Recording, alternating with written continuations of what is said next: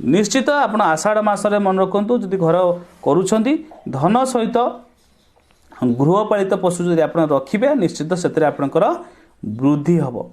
श्रावण मास जदि आपण काम करेंगे घर ताले सबू कार्य आपणकर सिद्धि हम। भाद्रव मास जदि आपण घर करेंगे ताले सर्व कार्य आपणकर सिद्धि हम। और आश्विन मासर जदि कार्य आपण करेंगे कि कौन घर तैयारी करेंगे तबे काया नष्ट और रोग वृद्धि हो। निश्चित आपण घर कौन लोकर रोग वृद्धि हम और काया नष्ट हो जापे।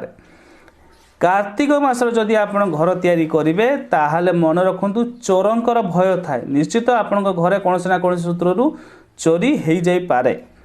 मार्गशीर मासरे आपणकर जदि घर करती ताहले धन धान्य वृद्धि हुए। जदि मार्गशीर मास जमी जानती माता लक्ष्मीकर पूजा अर्चना होता है तो मार्गशीर मास सबुठ बेस्ट होता है।